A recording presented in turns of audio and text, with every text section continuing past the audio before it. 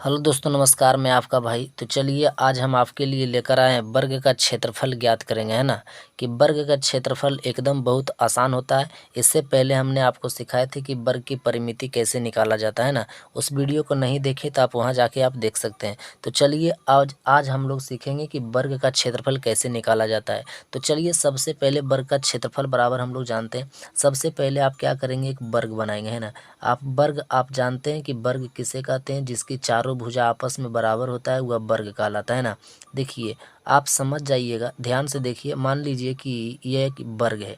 मान लीजिए इसका नाम दे दीजिए ए बी सी और डी, यानी ए बी सी डी एक वर्ग है। और आपसे पूछा गया है कि इसका क्षेत्रफल निकालिए, है ना।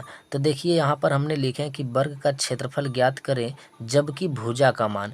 ये सब देखिए 1 2 3 4 में जो हम लिखे 12 14 16 20, ये सब भुजा का मान है।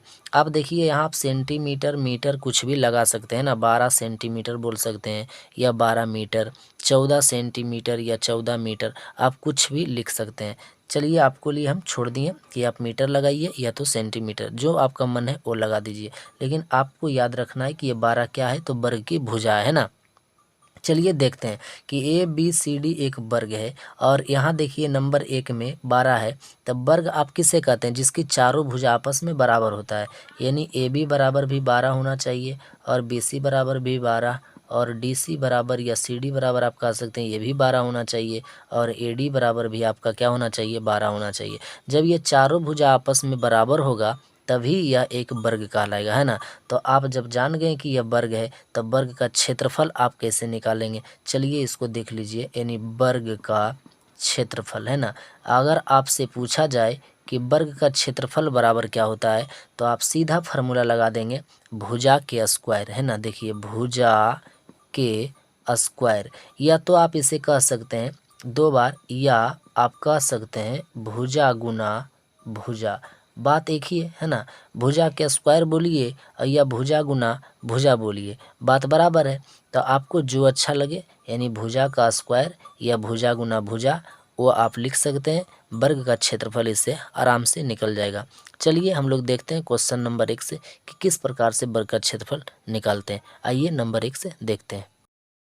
चलिए अब आप यहाँ से आराम से निकाल सकते हैं। 1 नंबर में देखिए कह रहा 12, यानी आपको हमने पहले बताएं 12 सेंटीमीटर या 12 मीटर, आप कुछ भी बोल सकते हैं। तो वर्ग का क्षेत्रफल निकालना है, तो वर्ग का क्षेत्रफल बराबर आपको पता है कि भुजा गुना भुजा होता है। तो नंबर 1 में दे दिया है 12, यानी 12 गुना 12 आप 2 बार कर लेंगे, है ना। तो 12 गुना 12 जब 2 बार आप करेंगे तो ये 12 गुना 12 कीजिएगा तो 144 हो जाएगा। और जब आप यहाँ सेंटीमीटर मानेंगे, ध्यान से देखिए, अगर सेंटीमीटर माने हैं तो सेंटीमीटर का स्क्वायर हो जाएगा, है ना। जब आप यहाँ मीटर मानेंगे तो यहाँ 144 मीटर का स्क्वायर आप कह सकते हैं, है ना। यानी क्षेत्रफल जब भी निकलता है तो स्क्वायर में निकलता है ना। तो ये 12 का स्क्वायर किए बराबर है 44 से, और सेंटीमीटर आप मानेंगे तो सेंटीमीटर का स्क्वायर, जब आप मीटर मानेंगे तो मीटर का स्क्वायर आप कर देंगे। ये हमने आपके लिए छोड़ा है कि आपको जो मर्जी है मान सकते हैं, सेंटीमीटर या तो मीटर, है ना।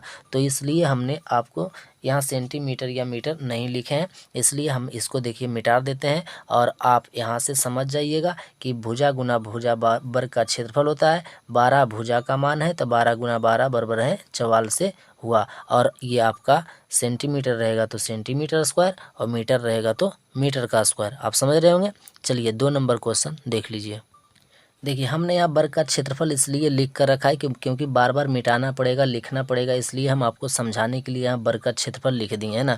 आप हर बार हर क्वेश्चन में ये लिखेंगे वर्ग का क्षेत्रफल बराबर भुजा गुना भुजा या तो भुजा का स्क्वायर। चलिए 2 नंबर में देखिए कह रहा 14 मीटर या 14 सेंटीमीटर। तो वर्ग का क्षेत्रफल निकालने के लिए होता है फॉर्मूला भुजा गुना भुजा या तो भुजा के स्क्वायर। तो भुजा आपका दिया हुआ है कितना, 14, है ना। तो आप 14 गुना 14 2 बार करेंगे। जब 14 गुना 14 करेंगे तो हो जाएगा 196। आप गुना करके देख सकते हैं, ये 196 आपका आएगा। जब सेंटीमीटर में रहेगा तो सेंटीमीटर का स्क्वायर, मीटर रहेगा तो मीटर का स्क्वायर। आप समझ गए होंगे। चलिए एक क्वेश्चन और देख लेते हैं, 3 नंबर। चलिए देखिए 3 नंबर में कह रहा, यानी ये वर्ग का क्षेत्रफल ज्ञात करें जबकि भुजा का मान दिया हुआ है, यानी 16, है ना, 16 मीटर या सेंटीमीटर। तो वर्ग का क्षेत्रफल बराबर होता है भुजा गुना भुजा। तो वर्ग की भुजा दे रखा है यानी 16, तो आप रखेंगे 16 गुना 16। तो 16 गुना 16 करेंगे तो आपका हो जाएगा कितना, 256 हो जाएगा, है ना। इस प्रकार से आप निकाल सकते हैं, या आप देखिए स्क्वायर करके भी निकाल सकते हैं। जैसे मान लिया जाए वर्ग का क्षेत्रफल आपसे पूछा है ना, तो वर्ग का क्षेत्रफल बराबर आप लिखेंगे, जैसे मान लिया जाए 4 नंबर में देखिए 20 दे रखा है, तो वर्ग का क्षेत्रफल बराबर आप मान लेंगे, है ना, भुजा के स्क्वायर। यानी भुजा गुना भुजा बोलिए, भुजा का स्क्वायर, बात बराबर है ना। चलिए भुजा का मान देखिए कितना है, 20 है, तो आप 20 रख दीजिए और स्क्वायर कर दीजिए। देखिए 20 का स्क्वायर आप डायरेक्ट भी कर सकते हैं, या तो 20 गुना 20 आप 2 बार लिख कर सकते हैं ना। देखिए कितना आसान है गुना करना, 2 का 2 बार पढ़ दिए, 2 दूना का 4 हो जाएगा, और 2 जीरो है तो 2 जीरो लिख दीजिए, यानी ये आपका हो जाएगा कितना, 400। आप समझ रहे होंगे। तो इस प्रकार से सभी क्वेश्चन को आप बारी बारी से बना सकते हैं आराम से। देखिए हमने क्वेश्चन को नीचे लिख रखा है 10 क्वेश्चन, और हमने 4 क्वेश्चन आपको करवाए हैं, आप समझ गए होंगे अच्छे ढंग से। चलिए इस प्रकार से आप क्वेश्चन को क्या कर सकते हैं, सभी क्वेश्चन को बना सकते हैं ना। देखिए हमने आपके लिए 10 क्वेश्चन यहाँ तक लिख कर रखा है, तो इस प्रकार से सभी क्वेश्चन को आप बना लीजिएगा। चलिए अगर मेरा वीडियो आपको अच्छा लगता है, कुछ समझ में आता है थोड़ा बहुत भी, तो मेरा वीडियो को लाइक कर दीजिए।